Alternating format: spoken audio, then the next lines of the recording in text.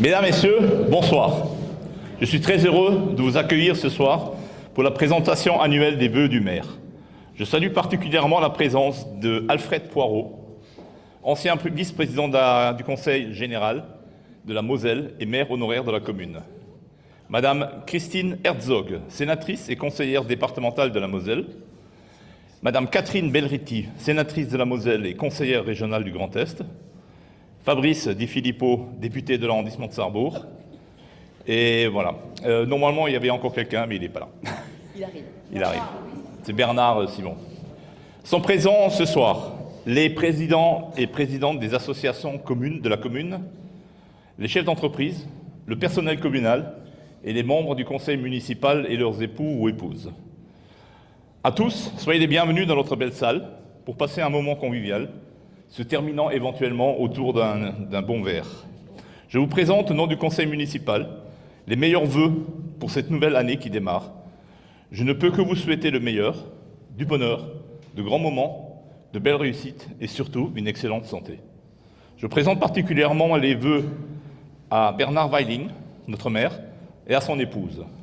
Je souhaite que 2025 soit une année constructive pour le bien de nos citoyens et je laisserai le maire vous en expliquer plus. Je cède la parole à monsieur le maire en souhaitant encore une dernière fois une bonne année 2025 à tous. Merci à tous.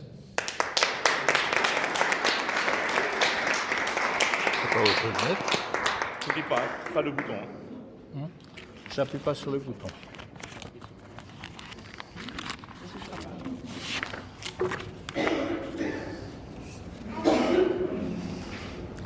Voilà, j'ai appuyé sur le bouton, donc je le relance. Chers amis, grands élus, conseiller départemental, il n'est pas encore là.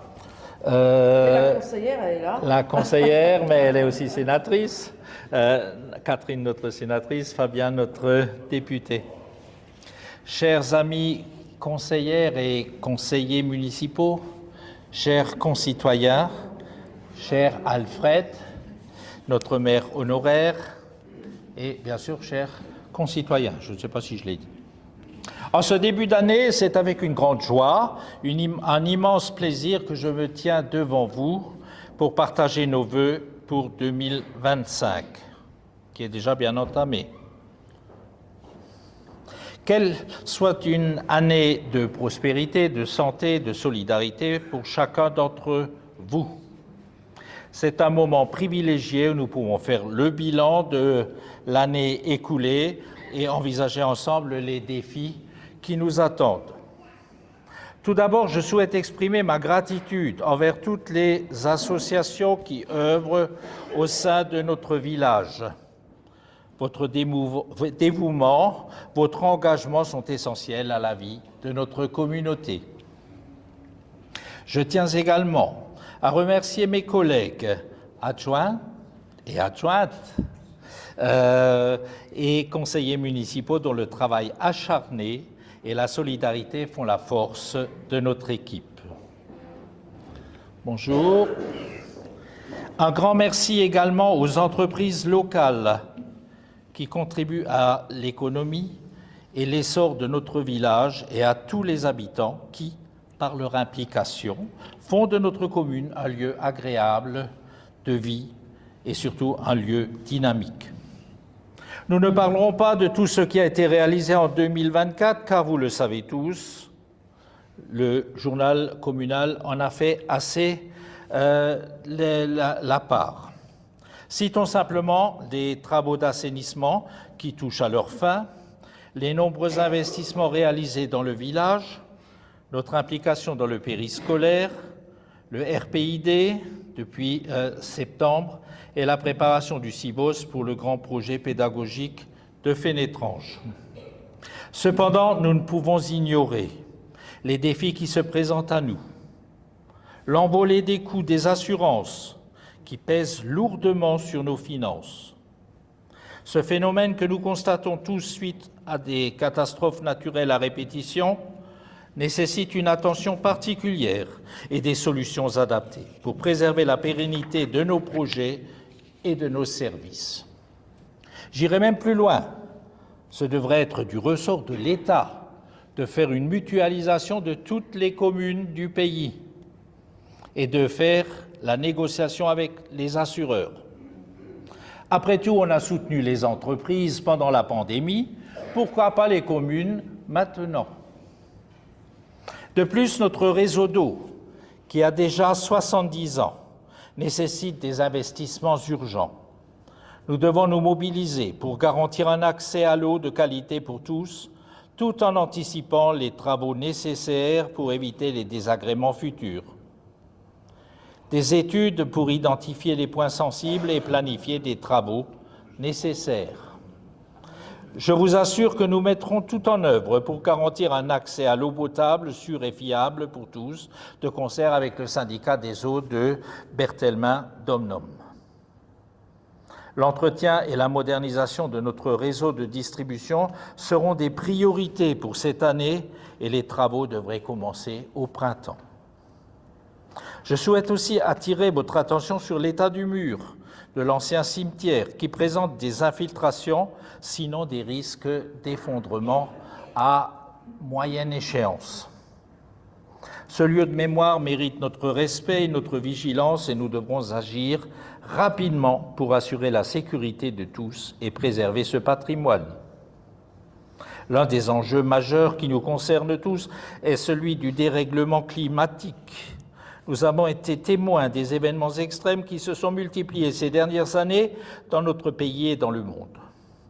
Des sécheresses aux inondations dévastatrices. Notre commune n'a pas été épargnée et nous avons tous en mémoire ces épisodes qui ont touché certains de nos quartiers. Ces événements ne sont pas isolés, ils sont le reflet d'une réalité plus large qui nous appelle à agir. En tant que collectivité, nous devons prendre conscience de notre responsabilité face à ce phénomène. Il est impératif de mettre en place des mesures adaptées pour protéger notre village et ses habitants. Le renforcement de notre système de gestion des eaux pluviales est en cours, car il faut améliorer notre résilience face aux inondations. Nous devons également sensibiliser chacun d'entre nous à l'importance de protéger et préserver notre environnement. Chaque geste compte, que ce soit par la réduction de nos déchets, la promotion des énergies renouvelables ou l'adoption de pratiques durables dans nos activités quotidiennes. Nous devons contribuer à un avenir plus respectueux de notre planète. Je compte sur vous tous. Ensemble, je suis convaincu que nous pouvons surmonter ces obstacles. En unissant nos forces, en restant à l'écoute les uns des autres, nous bâtirons un village où il fait bon vivre et nous continuerons à le bâtir, où chaque habitant se sente écouté et soutenu. Construire un avenir meilleur pour notre village. Cela suppose aussi un respect de tous pour tous. Une devise de la Suisse est popularisée par Alexandre Dumas. Hélas, pas toujours comprise par certains jeunes, certes exaspérés par leurs conditions de travail et de vie, qui n'hésitent plus à recourir à la violence gratuite. Nous en sommes encore relativement épargnés, Dieu soit loué à Romelfin, même si certains pensent que l'équipe municipale est en train de négocier le Mercosur et croient que voler nos panneaux d'entrée et de sortie du village va régler tous leurs problèmes, alors que nous sommes totalement solidaires, je le répète, avec eux. Notre seule récompense pour cette solidarité a été de bénéficier d'un tas de fumier devant l'édifice de la mairie. On l'a distribué à tous les concitoyens qui en faisaient la demande. Je vous souhaite à toutes et à tous une année 2025 pleine de santé, de bonheur et de réussite. Que cette année soit placée sous le signe de la solidarité et de l'engagement collectif. Je vous remercie pour votre participation active et pour votre engagement dans la commune, dans la vie de notre commune. Voilà.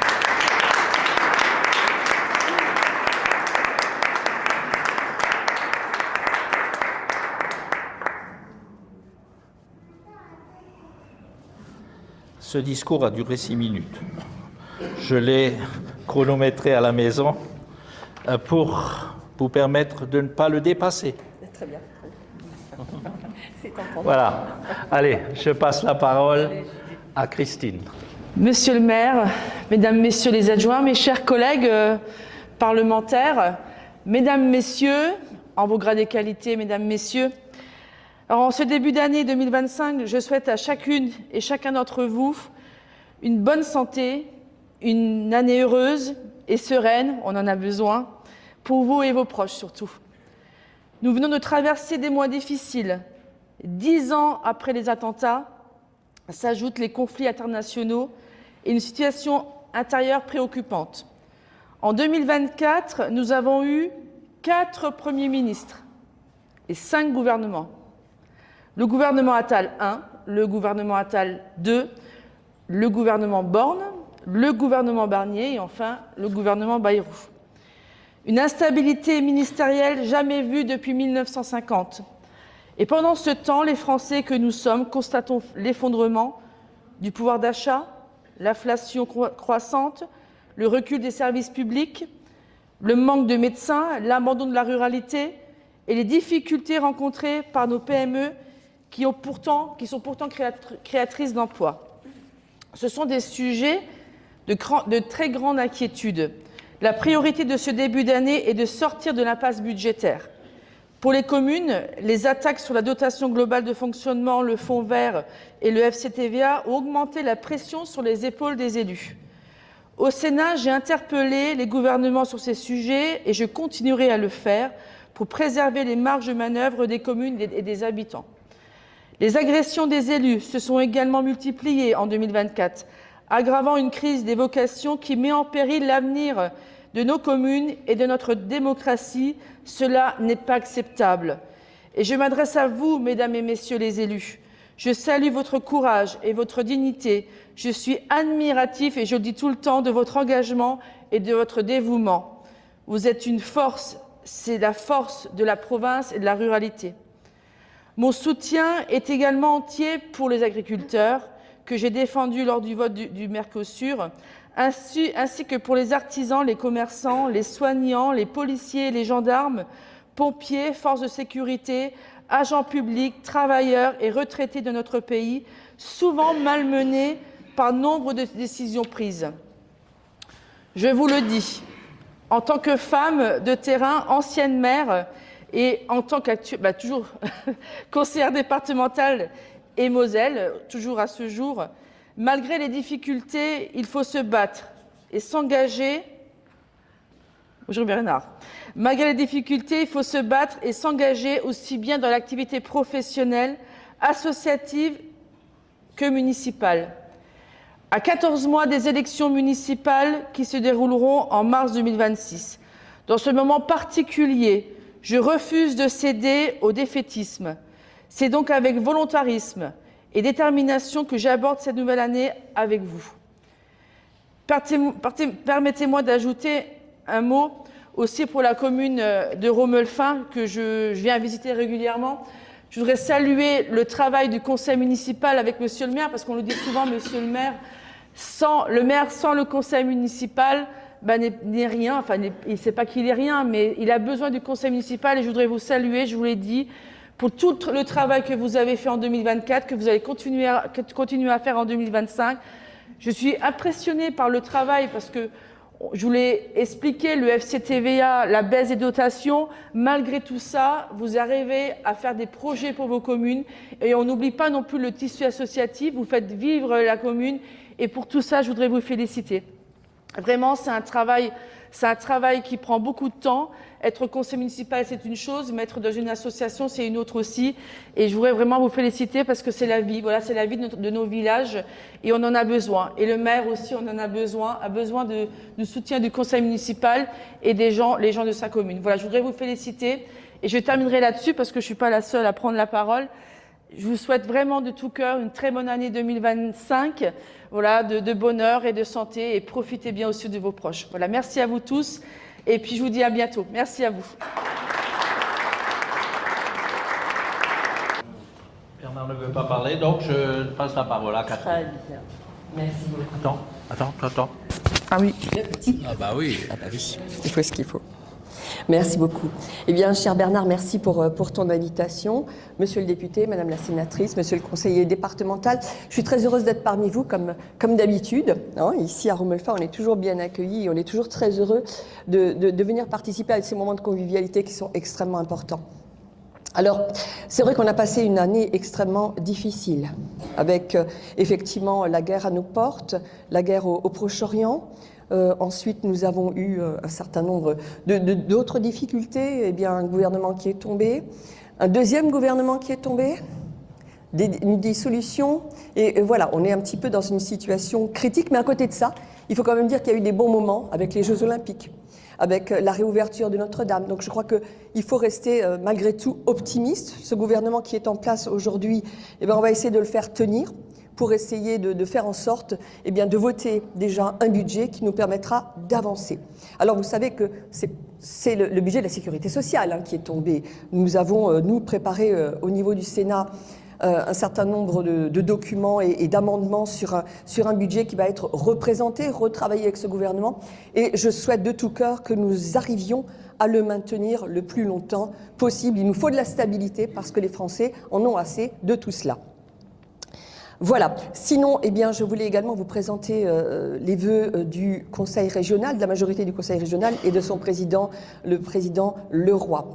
Sachez que le Conseil régional, comme l'État, avec la DETR, sont aux côtés de nos communes qui effectivement connaissent de grosses difficultés.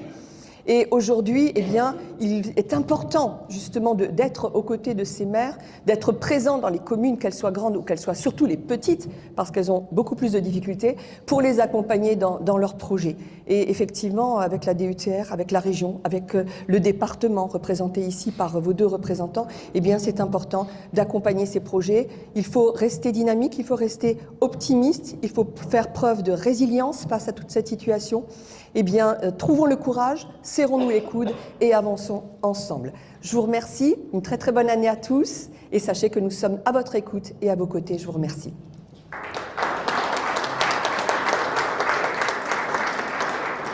Je passe la parole.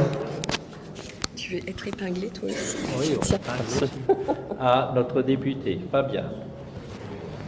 Eh bien, rebonsoir à toutes et à tous. Merci beaucoup, Monsieur le maire, pour votre invitation et je salue moi aussi mes collègues parlementaires, Monsieur le vice-président du conseil départemental, l'ensemble du conseil municipal de la commune de Romelfa, Monsieur le maire honoraire, cher Alfred, et l'ensemble, comme tu l'as dit, des forces vives associatives, économiques de la commune. Un grand plaisir de vous retrouver ce soir dans le contexte qu'on connaît avec, il est vrai, et tout le monde porte des vœux d'optimisme, je les partage, mais qu'est-ce que c'est dur de se projeter dans cette année 2025 et de savoir quelle direction les choses vont prendre pour notre pays. Et si, eh bien, j'avais un seul mot à garder de ton discours, ce serait le dernier. Tu as formulé des vœux d'engagement collectif et tous mes vœux seront collectifs ce soir, mais avant tout, des vœux de prise de conscience pour notre pays. Je crois que c'est essentiel. Il ne peut pas y avoir de redressement de la France, on ne peut pas sortir de cette impasse si à un moment donné, tous autant que nous sommes, pas seulement les hommes politiques,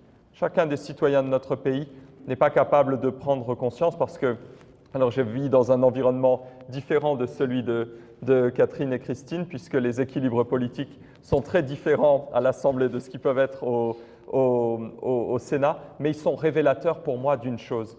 Beaucoup m'interpellent depuis quelques mois en me demandant que nous travaillons ensemble pour sortir de cette situation. Et je leur dis, vous savez, cette Assemblée, elle est à l'image du pays, elle est fracturée à un point que vous ne pouvez pas imaginer. Et quand je parle de vœux de prise de conscience, c'est très difficile de trouver des terrains d'entente avec des gens qui pensent qu'on peut sortir de cette crise en nous imposant les débats suivants, la semaine de 32 heures de travail, la retraite à 60 ans et le fait de ne plus faire d'enfants dans notre pays et de voir encore la démographie décliner au nom de considérations pseudo-environnementalistes. Si c'est ça, les clés de la sortie de crise, croyez bien qu'on va avoir des lendemains qui seront extrêmement difficiles. S'il y a une première prise de conscience, c'est qu'il ne peut rien ne peut se construire dans une vie comme dans un pays sans travail. Et ça, je pense que de ce point de vue-là, c'est peut-être le plus gros des efforts qu'il y a à fournir parce que, vous savez, la France comme l'Europe a vécu pendant plusieurs décennies sur l'idée que, eh bien, on toucherait les dividendes de la paix, qu'on avait un accès illimité au marché asiatique et que les choses seraient faciles avec une énergie qui restait bon marché. On se rend compte aujourd'hui que ce n'est pas le cas. On a aussi construit un modèle social au sortir de la Deuxième Guerre mondiale, à un moment où il y avait bien entendu très peu de chômage, très peu de prestations sociales, mais 4 enfants par foyer. Aujourd'hui, cette année encore, on va tomber à 1,6 enfants par foyer.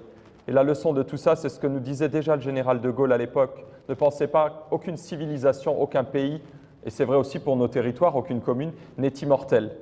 Et c'est la démographie qui fait l'histoire bien plus que l'inverse. Donc là aussi, une deuxième prise de conscience à avoir du côté de nos valeurs familiales, du fait que dans notre pays et dans le monde en général occidental, eh bien, on passe de plus en plus de temps au travers de ces écrans à regarder surtout notre propre nombril que les personnes qui nous entourent et à vouloir consacrer surtout du temps à notre propre personne plutôt qu'à la collectivité. Je le partage volontiers avec vous parce que je vois bien que ce soir, il y a énormément de personnes qui s'engagent pour la collectivité. Et la voie du redressement, elle est aussi dans ce sentiment collectif-là. Tu as bien raison, Bernard. Donc, les mois qui viendront ne seront pas faciles.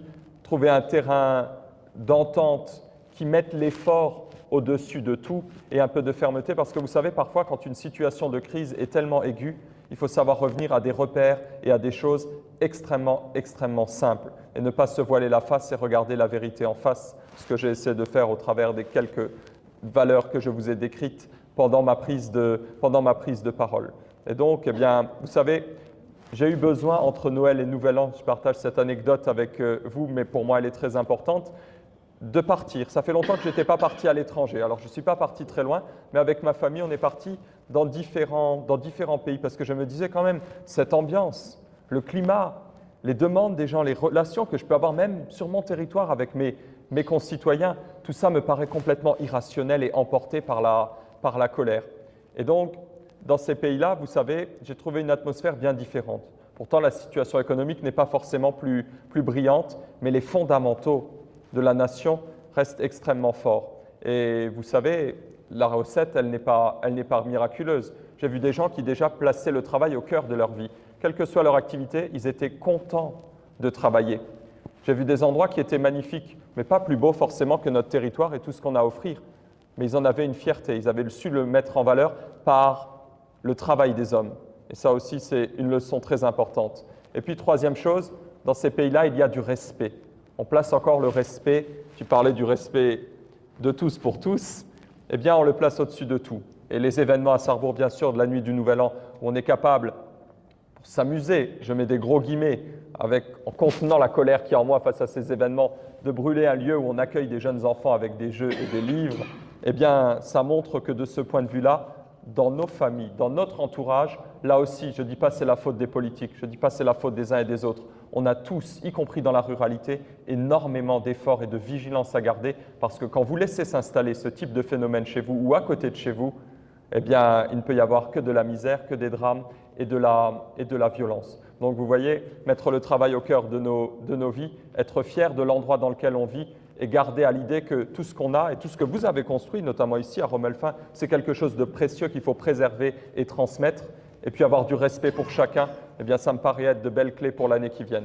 Alors voilà, je vous souhaite des vœux de travail, de respect, de fierté. Et alors peut-être eh bien, que quand on se retrouvera l'année prochaine, on aura des perspectives un peu plus optimistes. Merci beaucoup.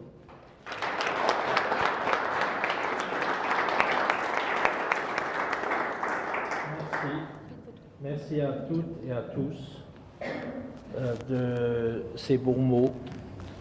Et je vous souhaite maintenant de nous rejoindre autour de la table et de partager un moment d'amitié et de commencer l'année sous les meilleurs auspices. Merci. Merci beaucoup. Merci à tous.